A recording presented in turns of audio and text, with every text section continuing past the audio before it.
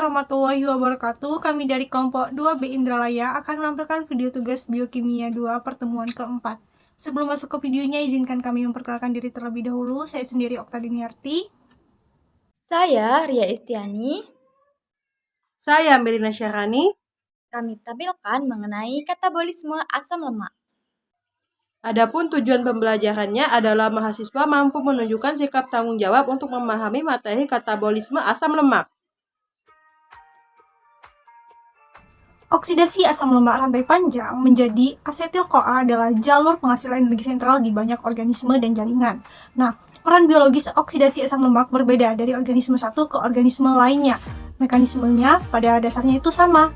Proses 4 langkah berulang yang disebut beta oksidasi, di mana asam lemak diubah menjadi asetil-CoA. Sel dapat memperoleh bahan bakar asam lemak dari 3 sumber: lemak yang dikonsumsi dalam makanan, lemak yang disimpan dalam sel sebagai tetesan lipid, dan lemak yang disintesis dalam satu organ untuk diekspor ke organ lain. Nah, beberapa spesies yang menggunakan ketiga sumber dalam berbagai keadaan, yang lain menggunakan 1 atau 2. Untuk pemrosesan asam lemak pada vertebrata atau katabolisme asam lemak terdiri dari 8 tahap, yang dimana dimulai dari pengubahan lemak menjadi misal campuran garam, empedu, dan triasil gliserol hingga proses penyimpanan.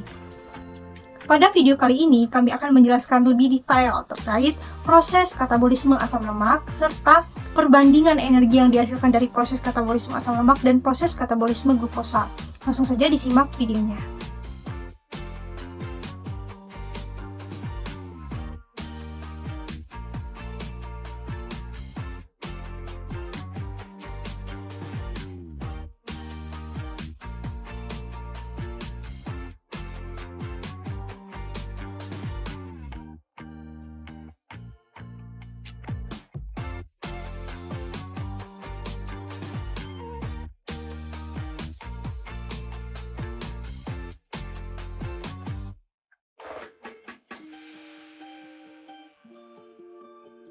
Tahapan katabolisme asam lemak. Yang pertama, gaham empedu merupakan senyawa amfipatik yang bertindak sebagai deterjen biologis yang mengubah lemak makanan menjadi misel campuran gaham empedu dan triasil gliserol. Langkah kedua, pembentukan misel sangat meningkatkan fraksi molekul lipid yang dapat diakses oleh kerja lipase yang larut dalam air di usus. Dan aksi lipase mengubah triasil gliserol menjadi monoasil gliserol, diasil gliserol, asam lemak bebas, dan gliserol. Langkah ketiga, produk kerja lipase ini berdifusi ke dalam sel epitel yang melapisi permukaan usus. Langkah keempat, selanjutnya produk tersebut diubah menjadi triasil gliserol dan dikemas dengan kolesterol makanan dan protein spesifik menjadi agregat lipoprotein yang disebut dengan kilomikron. Langkah kelima, bagian protein lipoprotein dikenali oleh reseptor pada permukaan sel. Dalam pengambilan lipid dari usus, kilomikron yang mengandung apolipoprotein C2 bergerak dari mukosa usus menuju ke sistem limfatik.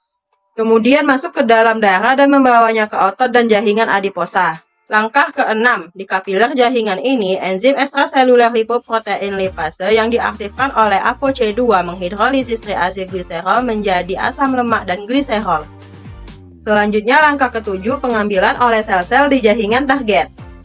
Langkah ke-8, di otot, asam lemak dioksidasi untuk energi. Di jaringan adiposa, mereka diesterifikasi ulang untuk disimpan sebagai triasil gliserol. Energi yang dihasilkan dari katabolisme asam lemak dan katabolisme glukosa. 1. Tahapan oksidasi asam lemak menghasilkan 108 ATP.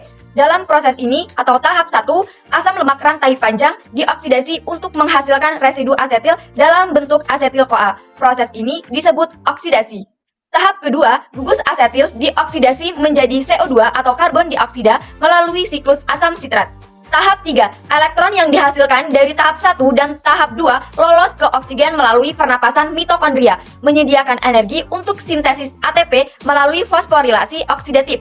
Oksidasi asam lemak jenuh berkarbon genap atau oksidasi asam palmitat, di mana energi yang dihasilkan secara lengkap dapat dilihat pada gambar berikut. Yang pertama ada asil-CoA dehidrogenase menghasilkan jumlah NADH atau FADH2 yang terbentuk sebanyak 7 FADH2 dengan jumlah ATP yang terbentuk sebanyak 10,5 ATP. Yang kedua ada beta-hidroksil asil CoA dehidrogenase menghasilkan 7 NADH dan 17,5 ATP. Kemudian lanjut isositrat dehidrogenase menghasilkan 8 NADH dan 20 ATP. Kemudian untuk alpha ketoglutarat dehidrogenase menghasilkan 8 NADH dan juga 20 ATP. Kemudian untuk suksinil CoA sintase hanya menghasilkan ATP sebanyak 8 ATP. Kemudian untuk suksinat dehidrogenase menghasilkan 8 FADH2 dengan jumlah ATP sebanyak 12 dan untuk malat dehidrogenase menghasilkan 8 NADH dengan jumlah ATP yang terbentuk sebanyak 20. Jadi total ATP yang terbentuk sebanyak 108 ATP. Pada glukosa menghasilkan 7 ATP, di mana pada tahap 1 diperlukan 2 ATP pada proses atau fase persiapan. Pada tahap 2, energi yang dihasilkan adalah 4 ATP dan 2 NADH pada fase penghasil energi. Jadi, energi yang dihasilkan pada proses glikolisis adalah 4 ATP dan 2 NADH, di mana 2 NADH ini sama dengan 5 ATP. Jika ditotalkan, maka jumlah yang ATP yang terbentuk sebanyak 7 ATP. Berdasarkan penjelasan sebelumnya, dapat kita simpulkan bahwa katabolisme asam lemak ini terjadi di usus kecil, di mana asam lemak yang dilepas dari triasilgliserol dikemas dan dikirimkan ke otot dan jaringan adiposa melalui 8 tahapan yang dimulai dari pengubahan lemak makanan menjadi misal campuran garam empedu dan triasilgliserol hingga penyimpanan triasilgliserol itu sendiri. Nah, energi yang dihasilkan dari proses katabolisme asam lemak ini sekitar 108 ATP, sedangkan energi yang dihasilkan dari proses katabolisme glukosa sebesar 7 ATP. Mungkin itu saja penjelasan dari kami. Lebih dan kurang kami mohon maaf. Kepada Allah, kami mohon ampun. Wassalamualaikum warahmatullahi wabarakatuh.